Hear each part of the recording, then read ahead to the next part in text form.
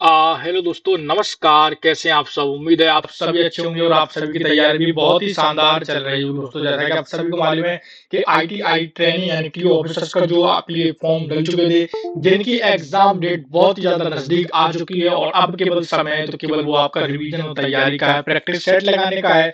तो तैयार हो जाइए मेरे साथ द एग्जाम एक्सप्रेस के शानदार सफर में, क्योंकि आपके लिए ये क्लास बहुत ही ज्यादा बेनिफिशियल और इंपॉर्टेंट होने वाली है दोस्तों।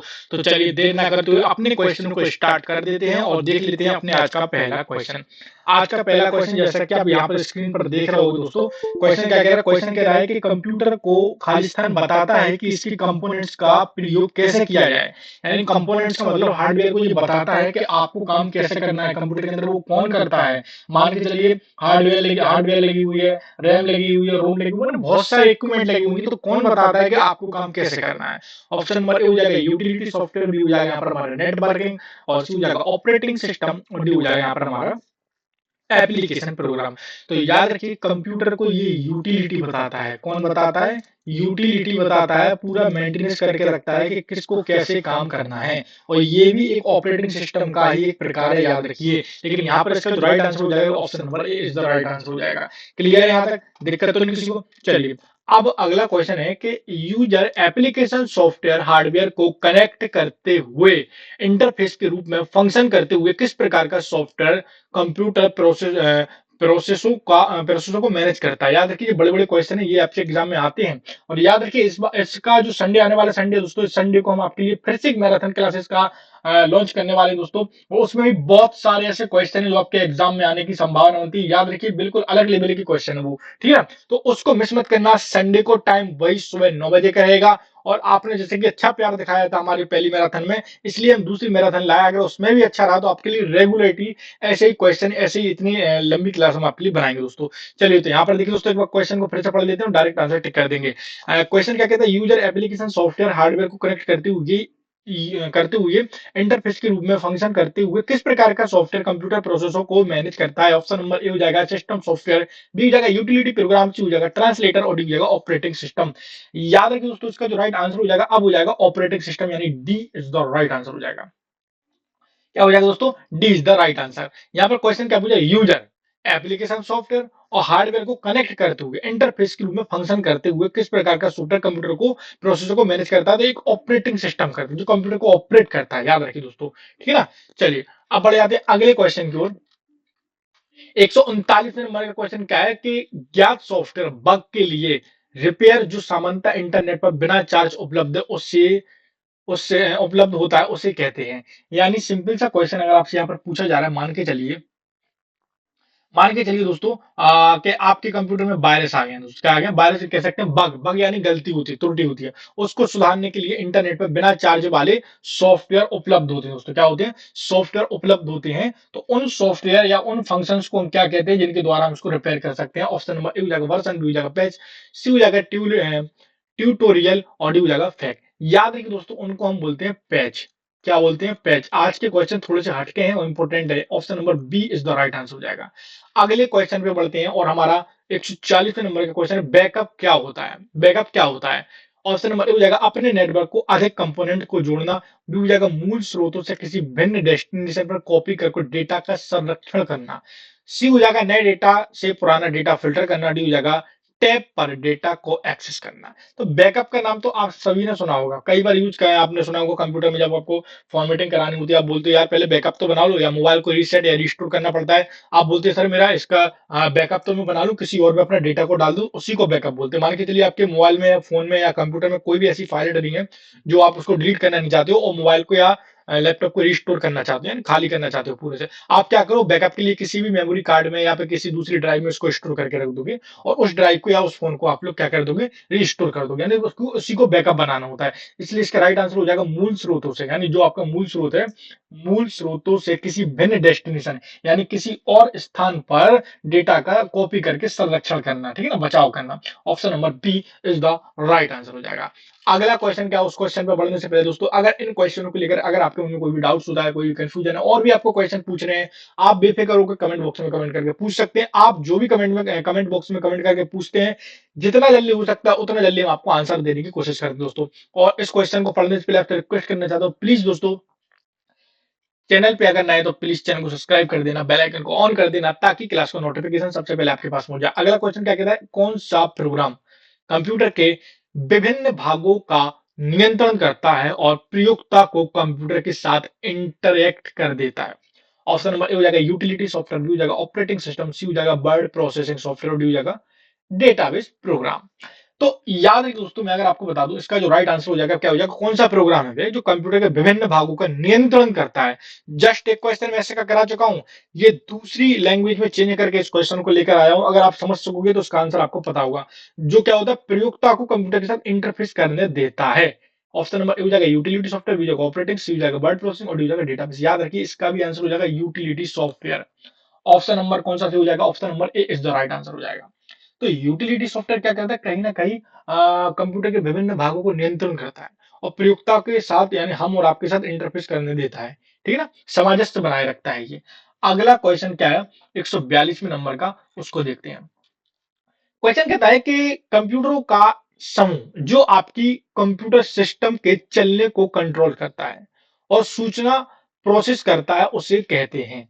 ठीक है ना, कंप्यूटर का प्रोग्राम, ठीक है ना, प्रोग्राम का एक समूह है मान के चलिए। ठीक है ना, क्या है, प्रोग्रामों का एक समूह है जो आपकी कंप्यूटर सिस्टम को चलाने में कंट्रोल करता है, चलने में कंट्रोल करता है और सूचना को प्रोसेस करता है, उसे कहते हैं।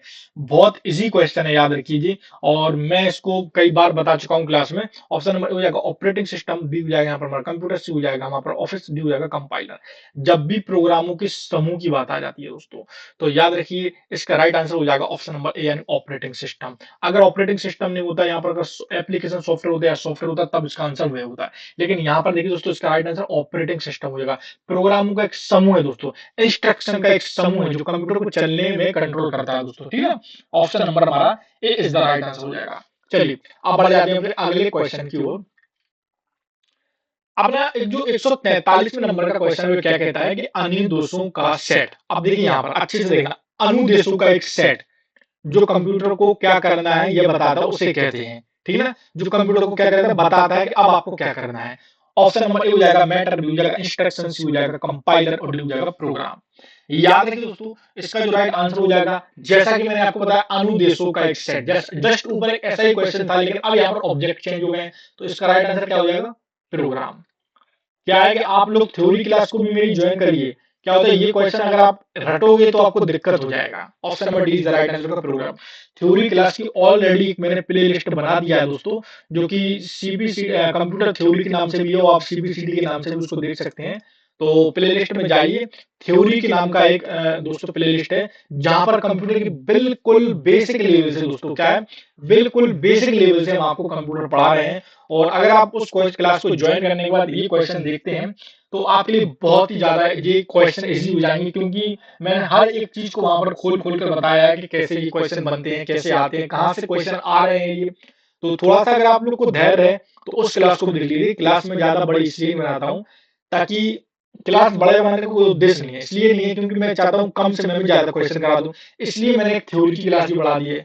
थ्योरी की क्लास देखिए, ये क्लास देखिए, वैसे भी अगर दोनों क्लास आप देखोगे तो 30 से 35 मिनट की हो जाती है, बेनिफिशियल है। ठीक है ना, क्योंकि थ्योरी में बहुत ही जल्दी जल्दी वहां पर कवर करा रहा हूँ, तो अगर आप चाहते हो तो उसको भी देख सकते हैं। चलिए ज्यादा समय नहीं लूंगा।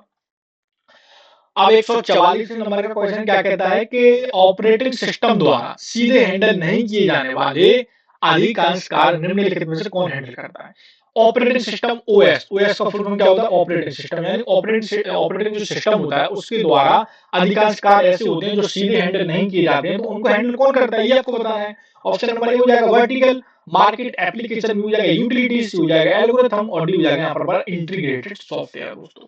ठीक है ना, चलिए तो देखिए अगर आपको बता दूं, इनडायरेक्टली आज के क्वेश्चन बहुत सारे मैंने शुरू से भी पढ़ा रहा हूँ इस क्लास में, तो अधिकतर क्वेश्चन उन पे डिपेंड है कि कंप्यूटर को कंट्रोल कौन करता है, कंप्यूटर के हार्डवेयर को कंट्रोल कौन करता है, उनके अंदर जो कंपोनेंट्स होते हैं उनको मैनेज कौन करता है, इंटरफेस कौन बनाता है यूजर और कंप्यूटर के बीच में।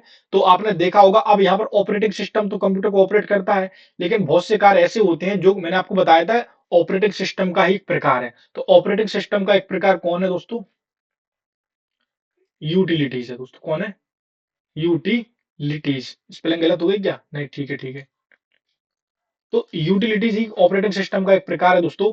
तो option number B is the right answer हो जाएगा। ऑपरेटिंग सिस्टम बहुत से ऐसे कार होते हैं जो डायरेक्ट ऑपरेट नहीं करता है, उनके भी कोई भाग होते हैं काम करने वाले, जैसे कि यूटिलिटीज होता है, उनको वो हैंडल करता है। ठीक है, option number B is the right answer होगा। अगर यहाँ से अब कैसा भी क्वेश्चन आएगा तो आप लोग गलत नहीं करेंगे। देखिए एक और एक सरल क्वेश्चन रख दिया है, ताकि अगर इससे भी क्वेश्चन आ जाए तब भी आप गलत ना करो। जैसे कि कंप्यूटर की भौतिक बनावट छूकर महसूस करने योग्य, मैंने हिंदी में भी लिख दिया है ताकि याद रहे, कहलाती है। ऑप्शन नंबर ए हो जाएगा हार्डवेयर, बी हो जाएगा सॉफ्टवेयर, सी हो जाएगा कीबोर्ड और डी हो जाएगा मेमोरी। तो याद रखिए दोस्तों, मैं अगर आपको बता दूं यहाँ पर कि कंप्यूटर की भौतिक बनावट, जैसे आप हाथ से छूकर देख सको, उनको हम क्या बोलते हैं, उन कंपोनेंट्स को, उन मशीन्स को, उन भाग को हम क्या बोलते हैं, उन भाग को बोलते हैं हार्डवेयर।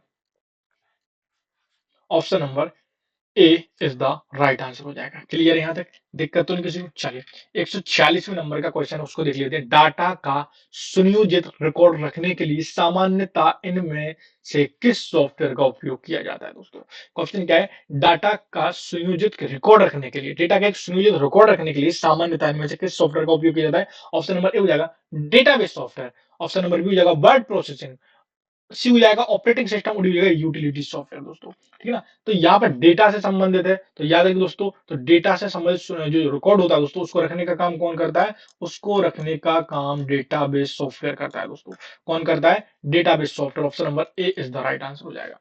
क्लियर यहाँ तक, दिक्कत तो नहीं किसी भी स्टूडेंट को। चलिए 147वें नंबर का क्वेश्चन देखते हैं। मूल स्रोत से किसी विभिन्न या कह सकते हैं भिन्न डेस्टिनेशन पर कॉपी कर डेटा को संरक्षण करना क्या कहलाता है। एक क्वेश्चन मैंने थोड़ा सा लैंग्वेज चेंज करके पूछ लिया है, अगर आप अभी तक क्लास में बने होंगे तो आप इसका आंख बंद करके राइट आंसर टिक कर देंगे। मैंने बहुत ही विस्तार से बताया था और थोड़ी सी लैंग्वेज चेंज कर दी है। देखिए यहाँ पर मूल स्रोतों से विभिन्न डेस्टिनेशन पर कॉपी कर डेटा का संरक्षण करना क्या कहलाता है। ऑप्शन हो जाएगा मेज, बी हो जाएगा बूट, सी हो जाएगा बैकअप, डी हो जाएगा इंस्टॉलेशन। याद रखिए किसी मूल स्रोत से जहां पर पहले से डेटा डला हुआ है हमारा, और किसी दूसरी जगह पर कॉपी करके उसको सुरक्षित करना क्या कहलाता है, याद रखिए बैकअप कहलाता है।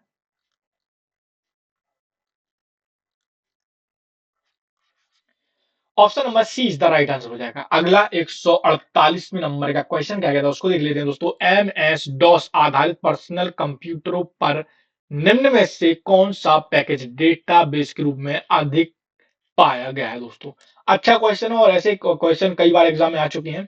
देखते हैं यहाँ पर क्वेश्चन क्या कह रहा है कि एम एस डॉस आधारित पर्सनल कंप्यूटरों पर कंप्यूटर में से कौन सा पैकेज डेटाबेस के रूप में अधिक पाया गया। ऑप्शन नंबर ए हो जाएगा डेटाबेस 3, बी हो जाएगा कोरल, सी हो जाएगा यहाँ पर कोरल ड्रो, सी हो जाएगा यहाँ पर हमारा बर्ड स्टार, और डी हो जाएगा ऑटो कैड। याद रखिए इसका जो राइट आंसर हो जाएगा फिर क्या हो जाएगा दोस्तों, बताएगा कोई। चलिए मैं बता देता हूँ,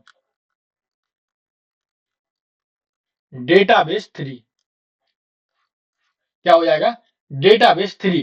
तो क्लियर है ना यहाँ तक, दिक्कत तो नहीं कोई यहाँ तक कोई किसी क्वेश्चन में। चलिए इसका राइट आंसर हो जाएगा ऑप्शन नंबर ए। दोस्तों प्लीज आपसे रिक्वेस्ट है दोस्तों कि अगर आप चैनल पर नए हैं और प्रतिदिन हमारी क्लासेस को ज्वाइन कर रहे हैं, तो मैं आपसे भी यही रिक्वेस्ट करना चाहूंगा, प्लीज दोस्तों चैनल को सब्सक्राइब जरूर कर देना, क्योंकि बहुत मेहनत लगती है। बहुत ऐसे स्टूडेंट आते हैं जो क्लास को देख तो लेते हैं पर ना तो लाइक करते हैं क्लास को, ना ही सब्सक्राइब करते हैं। मैं उनसे निवेदन करना चाहता हूँ कि अगर आप पहली बार क्लास में हैं दोस्तों, तो जरूर हमारे चैनल को थोड़ा सा सपोर्ट करना आप लोग, ठीक है ना। चलिए तो आज के लिए क्लास में इतना ही रहने देते हैं। कल हम एक और नई क्लास के साथ, एक और नए कंटेंट के साथ आप सभी के साथ मिलेंगे दोस्तों। जब तक दोस्तों जय हिंद, जय भारत, वंदे मातरम।